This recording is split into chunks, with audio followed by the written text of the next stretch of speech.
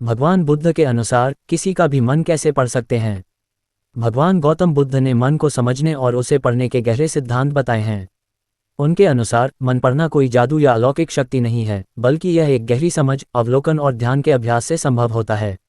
अगर हम किसी व्यक्ति के मनोभावों, शब्दों और कर्मों को ध्यानपूर्वक देखें तो हम उसके मन को समझ सकते हैं। 1. मन को समझने के लिए अवलोकन ऑब्जर्वेशन करें। बुद्ध कहते हैं कि किसी व्यक्ति का मन उसकी बॉडी लैंग्वेज, हाव भाव और बातचीत में प्रकट होता है। किसी के विचारों को समझने के लिए हमें निम्नलिखित बातों पर ध्यान देना चाहिए। चेहरे के हाव भाव। व्यक्ति का चेहरा उसके मन की स्थिति को दर्शाता है। उदासी, खुशी, गुस्सा, घबराहट, सब कुछ चेहरे से झलकता है। आंखों की भाषा। कहा जाता है कि आंखें मन का दर्पण होती हैं। अगर कोई व्यक्ति झूठ बोल रहा है, घबराया हुआ है या किसी गहरी सोच में है तो उसकी आंखें सब कुछ बयां कर देती हैं। बोलने का तरीका। बुद्ध के अनुसार कोई व्यक्ति कैसा बोलता है, धीरे, तेज, झिझकते हुए या आत्मविश्वास से, ये सब उसके मन की स्थिति को दिखाता है। 2. व्यक्ति के विचारों और इरादों को समझने के लिए सम्यक ध्यान माइंडफुलनेस अपनाएं। बुद्ध ने सम्यक ध्यान राइट माइंडफुलनेस को बहुत महत्वपूर्ण बताया है।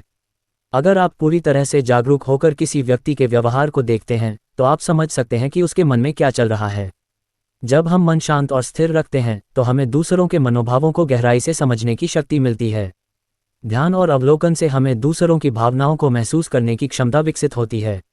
बुद्ध के अनुसार यदि हम खुद को समझ लेते हैं तो दूसरों के मन को भी पढ़ना आसान हो जाता है। 3. करुणा और सहानुभूति कंपैशन और एम्पैथी विकसित करें। बुद्ध ने करुणा कंपैशन को बहुत महत्वपूर्ण बताया है। जब हम किसी व्यक्ति की परिस्थिति को समझने की कोशिश करते हैं और उसके दृष्टिकोण से सोचते हैं तो हम उसके मन की स्थिति को समझ सकते हैं। अगर कोई व्यक्ति दुखी है तो उसके व्यवहार से हम यह महसूस कर सकते हैं कि वह किस प्रकार की परेशानी से गुजर रहा है। सहानुभूति विकसित करने से हम किसी के भी मनोभावों को महसूस कर सकते हैं।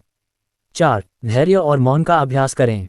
बुद्ध के अनुसार अगर आप किसी व्यक्ति के मन को समझना चाहते हैं तो धैर्य और मौन बहुत ज़रूरी है। अधिक बोलने की बजाय अधिक सुनने की आदत डालें। शांत रहकर किसी की बातों को ध्यान से सुनने से आप समझ सकते हैं कि वह क्या सोच रहा है। मौन रहने से आपको अवचेतन स्तर पर व्यक्ति की भावनाओं को पढ़ने की क्षमता मिलती है।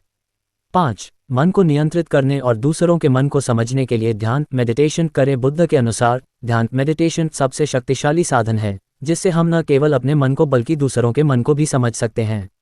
जब हमारा मन शांत होता है तो हम दूसरों की ऊर्जा, उनके विचार और उनकी मानसिक स्थिति को सहजता से महसूस कर सकते हैं। नियमित ध्यान करने से हमारी एकाग्रता शक्ति बढ़ती है और हम दूसरों के इरादों और मनोभावों को पढ़ने में सक्षम हो जाते हैं। 6. व्यक्ति के कर्म एक्शंस को देखें। बुद्ध का एक महत्वपूर्ण सिद्धांत है कि मनुष्य का कर्म ही उसका असली स्वरूप दिखाता है। अगर कोई व्यक्ति अच्छा व्यवहार करता है तो उसके मन में अच्छे विचार होते हैं। अगर कोई व्यक्ति बार बार किसी बात को छुपाने की कोशिश कर रहा है तो उसके मन में संदेह या भय हो सकता है। व्यक्ति के रोजमर्रा के काम, उसकी दिनचर्या और उसके निर्णय उसके मानसिक स्थिति को दर्शाते हैं।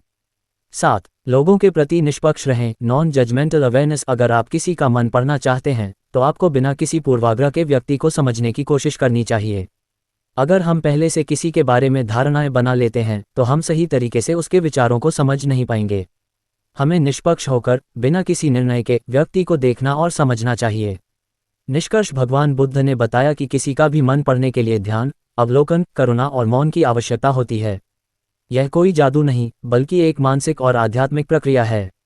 अगर हम अपने मन को शांत और स्थिर रखेंगे तो हम दूसरों के मनोभावों, विचारों और इरादों को भी समझ सकेंगे। तो अगर आप भी किसी का मन पढ़ना चाहते हैं तो बुद्ध के बताए इन सिद्धांतों को अपनाएं और अपने अंदर ध्यान, करुणा और अवलोकन की शक्ति विकसित करें।